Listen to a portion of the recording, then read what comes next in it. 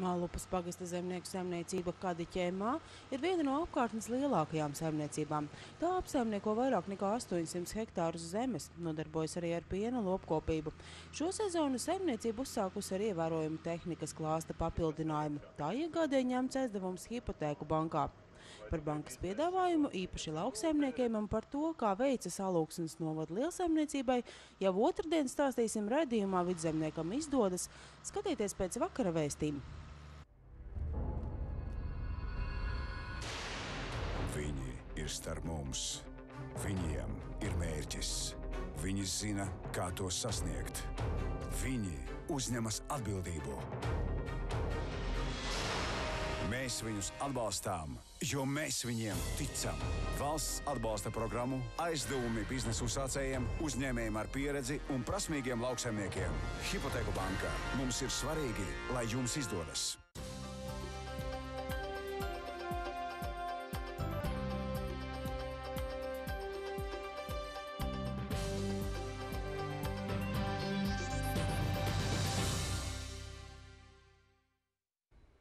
Šodien raidījumā vakara vēstis skatieties.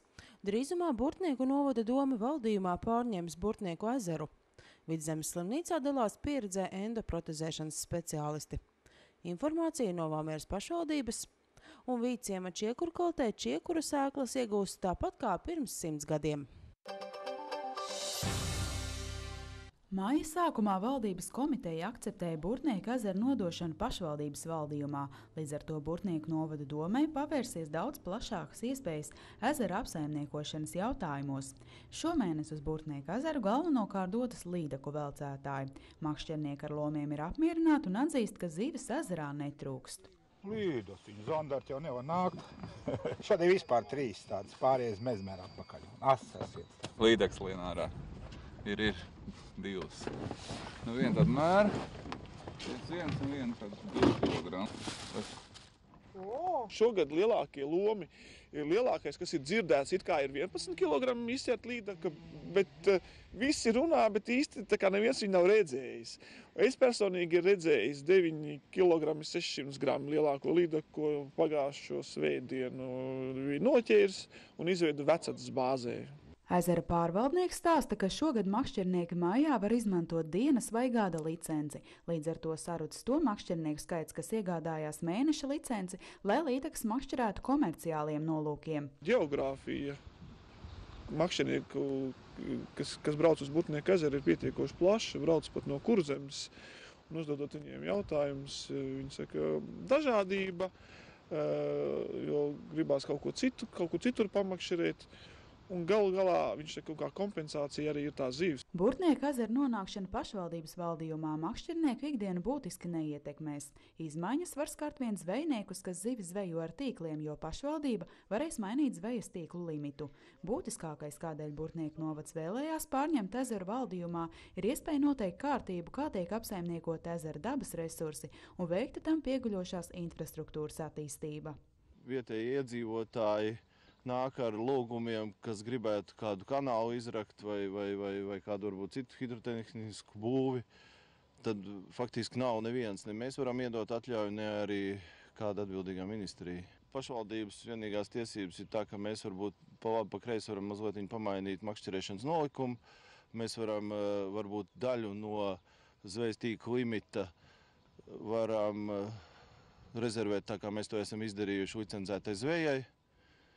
Mēs varam lūgt ministru kabinetu varbūt samazināt zvejas tīklu limitu, ko mēs arī aizpagājušajā gadā izdarījām. Šīs izmaiņas Burtnieku novada domē ļaus apgūt arī Eiropas fondu naudu. Tuvākā iecerē ir ezera kanāla rekonstrukcija, kur plānots ieguldīt aptuveni 40 000 latu.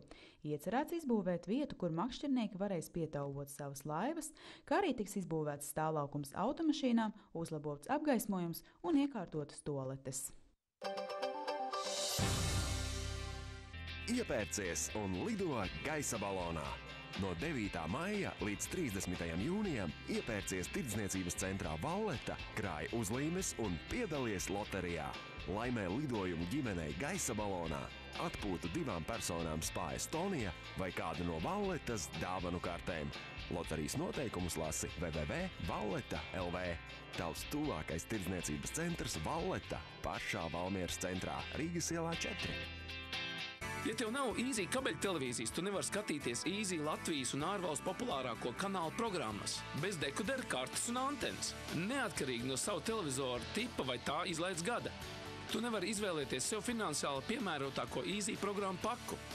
Jā, ja tev nav Easy kabeļtelevīzijas, tad tev nav Easy kabeļtelevīzijas.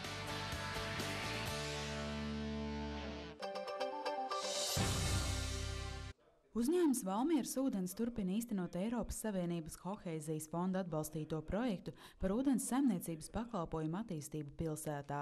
Līdz ar to daudzviet turpinās celtniecības darbi, kas ietekmē arī transporta kustības kārtību. Tāpat uzņēmums veic arī dažādus remontdarbus, tādēļ šonedēļ daudzviet pilsētā jārēķinās ar ūdens padeves pārtraukumiem. Plašāks saraksts ar plānotajiem atslēgumiem pieejams uzņēmumu mājaslapā. Ceturtdien un piekdien Valmieras pilsētas pašvaldībā viesosies kolēģi no Vēnspils. Pieredzes apmaiņas brauciena mērķis ir pārunāt jautājums par uzņēmējdarbības veicināšanu, Eiropas fondu apguvi, turismu un sociālās jomas attīstību, kā arī citiem pašvaldības darbības sfēras jautājumiem. Šonedēļ izglītības iestādēs sāksies centralizētie eksāmeni, kā 1. 12. klašu audzēkņi kārtos eksāmenu angļu valodā. Tām sekos eksāmens informātikā, savukārt piekdien tiks kārtots matemātikas eksāmens. Jau tradicionāli Valmierā notiks gaisa balonu festivāls. Šoreiz šis pasākums valmieriešus un pilsētas viesus priecēs no 25. līdz 29. maijam. Ja laikapstākļi būs labvēlīgi, interesantiem būs iespēja vērot rīta un vakara lidojumus.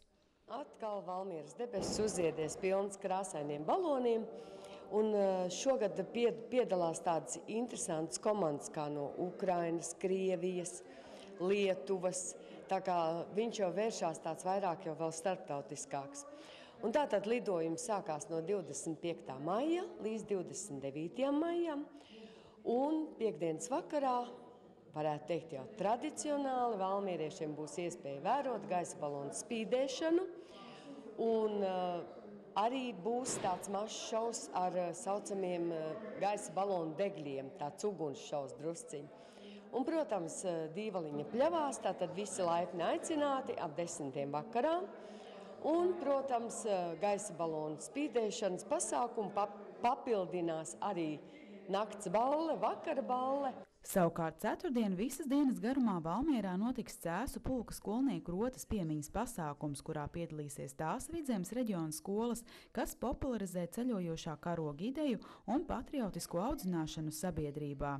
Svētku noslēgumā 16:00 pie Valmieras kultūras centra notiks Nacionālo bruņoto spēku orķestra defilē. Aizvadītajā piekdienā Vidzemes slimnīcā notika Latvijas gūžas un ceļa endoprotezēšanas asociācijas izbraukuma valdes sēde, kuru apmeklēja asociācijas biedri no visas Latvijas, kā arī mediķi no Vācijas un Polijas. Klātesošie piedalījās gan apaļā galda diskusijās, gan arī prezentēja savu pieredzi endoprotezēšanas jomā. Mums bija ļoti aktuāla tēma, ko diskutē arī lielajos kongresos. Tās ir modernās endoprotēzes jauniem cilvēkiem, ko pielietot un runājot gan par iespējamām komplikācijām. Ar to, ka mēs papildinājām savus zināšanas, un bija interesanti, ka mums bija diskusija, kur eksperts satiek eksperts, un viņi diskutēja savā starpā. Ar to izzīmējās, ka mums izdevās šis plāns mūsu asociācijas sēdē. Vienā no konferences daļām savu pieredzi endoprotezēšanas jomā prezentēja arī Vidzemes slimnīcas mediķis dr. Baurovskis. Kopumā mēs neizskatāmies sliktāk par jebkuru slimnīcu, arī tā skaitā arī traumatoloģijas slimnīcu, jo tie rezultāti jau faktiski visur ir līdzīgi, komplikācijas visur ir līdzīgas. Tātad faktiski te mēs atrodam domu biedrus, mācāmies viens no otra, papildinam zināšanas. Konferences dalībnieki arī aplūkoja Vidzemes slimnīcas operāciju bloku, uzņemšanas nodaļu un tikko izremontētās nodaļu telpas. Pēc tam atzīstot, ka Vidzemes slimnīcā netrūkst speciālistu un aprīkojumu, kas spēj palīdzēt cilvēkiem ar gūžu un ceļu problēmām. Izskatās ļoti, ļoti simpatiski un mūsdienīgi. Es domāju, ka noslēdzot tur, pusgadu laikā vai gadu laikā visu to remontu, tā slimnīca tiešām atbilstīs visiem visiem noteikumiem, kas ir mūsdienu medicīnā, jā, un te būs patīkami gan ārstiem strādāt, gan pacientiem ārstēties. Un pa īstu tādu Vidzemes centru, tā slimnīca, viņai arī šobrīd ir tāds centrs, jā, bet visa infrastruktūra varbūt nebija atbilstoša, tagad jau viss tas būs. Asociācijas valdes sēde noslēdzās ar kopīgu futbola maču, kurā sacentās Vidzemes slimnīcas mediķi ar speciālistiem no Rīgas. Spēles iznākumā uzvarēja Draudzība. Ja zemniekiem ražas laiks ir rudenī, tad mežsaimniekiem vācot egļu un priežu sēklas tas ir pavasarī. Tagad viens no posmiem čiekuru vākšana ir beigusies un notiek sēklu iegūšana, arī žāvēšana. Vidzemē tas tiek darīts tāpat kā pirms 100 gadiem, tolaik celtajā Vidciem čiekurkaltē.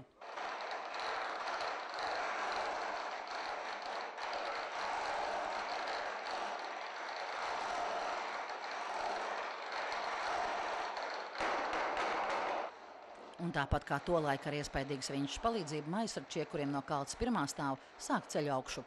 Viss, kas ir 95%, viss, ko šeit redzēs, viss ir oriģinālais no tiem laikiem saglabājas, arī šis te ceļamrats. Un arī pat čiekuru žāvēšana notiek kā pirms 100 gadiem. Šī tā žāvējumā kamera, kur čiekuri tiek žāvēti, un ja paliekam klusi, tad var arī dzirdēt, kā tie čiekuri sprakšķi. Tā arī viņi verās vaļā, jā. Lai izbirtu sēklas, cilindri ir ikdienu vairākas reizes jāgroza. Čiekuru sēklu ieguvē tiek vākti speciālās egļu vai priežu plantācijās, bet šogad to raža gan nav bijusi pārāk bagāta. Mūsu plantācijās nebija īsti pie ziedēšanas, pie attīstības čiekuriem. It kā, kad ziedēja smuki, viss bija. Domāju, ka raža būs, bet kaut kā, ka jāvāc bija, tad tā raža vairs neizskatījās tik liela, kā bija ziedēšanā. Bet pamatu uztraukumam par to, ka varētu aptrūkties sēklas stāda audzēšanai, gan nesot. Protams, par to tiek domāts, lai nebūtu tāda situācija, kad kādu dienu mēs attopamies, ka mums nav sēklu, ko mēs varētu tālāk kokaudzētājs audzēt kā stādus. Un tāpēc arī Jaunkalsnavā ir ļoti moderna paša sēklu iegūs ražotne un modernas sēklu uzglabāšanas noliktavas, kurās glabājas visas Latvijas koku sēklu rezerves. Un mēs varam būt pilnīgi droši, ka pat ja 1, 2 vai pat 3 gadus nebūtu sēklu ražas, tad mums dēļ tā nevajadzētu domāt par to, ka mēs nevaram atjaunot mežu. Mans uzdevums ir sēklas šeit iegūt, un tālāk es šīs sēklas aiztransportējam uz Kalsnavu, kur notiek tālāk šo sēklu tālāk apstrāde. Tas ir sēklas tiek atspārnotas, noņemt tas spārniņš nost, ar kā palīdzību, tad tā sēkliņa dabā aizlido tālāk no tā koka. Tad vēl sēklas tiek kalibrētas, pārbaudīt diktspēju, un uzglabātas arī turpat tās Kalsnavā hermetiski slēgtos traukos. Bet runājot par Vidciem čiekurkalti, tad tās pirmsākums saistās ar 19. gadsimta beigām, kad Ziemeļa Vidzeme skar plašu mežu ugunsgrēku un bija jādomā, kā atjaunot mežu. Čiekurkalti darbojās līdz 60. gadiem un var teikt, ka saglabāties līdz mūsdienām šai vēsturiskajai ražotnei palīdzēja tas, ka tā bija mežsaimniecības pārziņā. Un 90. gadu sākumā arī paši meža darbinieki bija tie, kas nolēma tai dot jaunu dzīvi. Ja sākumā tā ideja bija vairāk pamēģināt, kā tad īsti tanīs 100 gadus atpakaļ, kā tad no tiem čiekuriem to sēkliņu ieguva. Un tad, kad mēs pamēģinājām un redzējām, ka mēs to varam, tad mēs šo procesu atjaunojām un 90. gados diezgan aktīvi arī piedalījāmies sēklu ieguvē Latvijas Republikā. Un jau mežā esot varam pārliecināties, kā no nelielas sēkliņas izaug jauns priežu audzes. Tas ir sākums, ko mēs redzējām čiekurkaltē, un atšķirības starp šo un šo ir 15 gadi. Tā kā mēs varam redzēt, ka no tās mazās sēkliņas pēc 15 gadiem ir tāds mežs, un pēc 100 gadiem būs pavisam liels mežs. Mežs ir diezgan sen jau atpakaļ ir audzēts mērķtiecīgi ar domu, kad tā ir mežsaimniecība, ka tā ir tāda pati tautsaimniecības nozare, kā jebkāda cita cilvēka saimnieciska darbība. Un tās mērķis ir koksnes ieguve, un atbildība par to ir tikai tāda, ka šis process ir ļoti garš. mēs šobrīd cērtam to, ko ir mežu audzējuši mūsu senči, un mūsu atbildība ir, lai arī tiem mūsu bērniem pēc 100 gadiem būtu tāds pats mežs, ko izmantot arī koksnes ieguvēji, par ko priecāties, un sēkliņi ir sākums. Vīciem čiekurkalti ir vecākā Latvijā un tāda tipa vienīgā Eiropā. 2002. gadā tā tika iekļauta Eiropas kultūras mantojuma sarakstā, bet pirms 3 gadiem tā ieguva arī Eiropas neparastā kultūras mantojuma status, un šobrīd tā ir arī turistu iecienīta apskates vieta. Mārtiņš Augstkalnietis, Mālupes pagasta zemnieku saimniecības Kadiķi MA īpašnieks, šo sezonu saucas ar visai vērienīgiem lauksaimniecības tehnikas klāsta papildinājumiem. Gūstot Eiropas Savienības fondu līdzfinansējumu vairākiem lauku atbalsta dienestā iesniegtiem projektiem, ieguldot savu naudu, kā arī no hipotēku bankas aizņemtus līdzekļus, iegādāts jauns traktors, sējmašīna, arī traktora aprīkojums. Pēdējais saimniecībā saņemts moderns miglotājs, par kuru saimnieks spriež, ka tas atvieglos darbu un palīdzēs taupīt līdzekļus. Ekonomija jau būs noteikti uz tām ķīmijām, kas, pieņemsim, ar parasto miglotāju pārklājās, kas izlīst vienkārši 3 stūrus miglojot visu, lai šim tādas problēmas nav. Zemnieku saimniecība Kadiķi MA kopumā apsaimnieko ap 800 hektāriem zemes. Pamatā audzē ziemas kviešus un rapsi, kā arī miežus, auzas, kartupeļus, kukurūzu un citas kultūras, tādējādi nodrošināt pašu saimniecību ar lopbarību, jo otra saimniecības pamatnozara ir piena lopkopība, tāpat ienākumus gūst no graudu pārdošanas. Mālupes pagasta zemnieks vērtē, ka pagājusī sezona bijusi ļoti veiksmīga. Par šo vēl esot grūti spriest. Bija jau tas augstums, tas nenāca tas siltums visu laiku, un tad bija tas sausums atkal to mēnesi, principā, jā, tagad atkal pārlieku tas mitrums, nevar nekur uzbraukt, cilvēkiem nekad nav labi. Bet, kā ir, tā ir, to jau mēs nevaram regulēt. Mēs varam paši aizbraukt ātrāk uz lauka vai vēlāk, mājās pieņemsim atbraukt, ja to mēs varam, bet, augšā to dieviņu mēs nekoriģēsim. Mārtiņš Augstkalnietis ir dzimis un audzis turpat Mālupes pagastā, izmācījies par agronomu un savā dzimtajā pusē arī palicis. Lauksaimniecību viņš sauc arī par savu sirdslietu un priecājas, ka tuvākajā apkārtnē neredzēt nekoptus vai aizaugušus laukus. Kārtīgi apstrādāts lauks, jā. Pašam prieks paskatīties, tev viss ir līdzens gluds, vai tur atkal sastrādāts, vai sasēts, jā, ka viss tur smuki pa strīpiņām aug, viss zelmenis vienāds, viss, tas ir kā kaut kādu baudu tā kā pašam rada.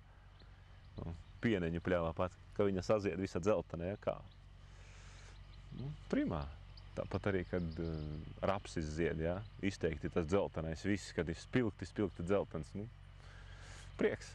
Vairāk par Mālupes pagasta zemnieku, kā arī par to, ko tieši lauksaimniekiem piedāvā hipotēku banka, skatieties otrdien raidījumā Vidzemniekam izdodas.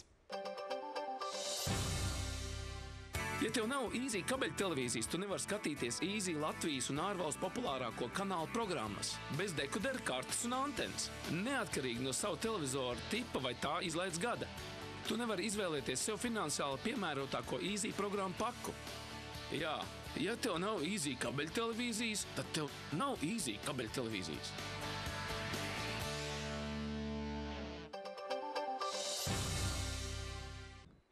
Madara ir dabiska un certificēta kosmētika, kas piedāvā efektīvus produktus sejas, ādas, matu un ķermeņa skaistumkopšanai. Madara kosmētikas sastāvā ir rūpīgi izvēlēti Baltijas augi, kuriem piemīt spēcīga un pierādīta iedarbība, apliecinot rūpes gan par sievietes skaistumu, gan par veselību. Līdz 29. maijam veikalos Kolona noris Madara dienas, kuru laikā visiem Madara produktiem tiek piešķirta 20% atlaide, kā arī iespējams saņemt Madara dāvanas un pārsteigumus. Veikalā Kubus ir sākusies grandioza akcija – Vasaras veikals. Cenas šajā veikalā ir tikai divas – 3,99 un 4,99. Sieviešu nodaļā topi, tēkrekli, svārki un šorti par 3,99. Bērnu nodaļā meitenēm šorti, svārciņi, topi, tēkrekli un peltkostīmi par 3,99, bet puišiem tēkrekli un krāsaini šorti arī par 3,99. Vīriešu nodaļā tēkrekli par 4,99. Uzsāc vasaru košos un vasarīgos tērpos par fantastisku cenu. Pensionāru dienas centrā atvasara trešdien 25. maijā 10:00 Zolītes spēle. Siāna autoparku visu marku un modeļu automašīnas cenā līdz 5000 latu. Tālrunis uzziņām 29 94 81 11. Jāzepa Vītola kameru mūzikas zālē otrdien 24. maijā pulksten 18. koncerts ar valsi vasarā. Koncertā piedalās Anitas Morozovas un Ritmas Petersonas klavieru klašu audzēkņi, Valmieras drāmas teātra aktieri Māra Mennika un Mārtiņš Meijers. Ieeja bez maksas, visi laipni aicināti. Valmieras kultūras centra kameru zālē otrdien 24. maijā pulksten 19. vokālās mūzikas koncerts. Koncertā piedalās Valmieras mūzikas skolas audzēkņi, koncerta meistare Līga Ivāne. Ieeja bez maksas, visi laipni aicināti.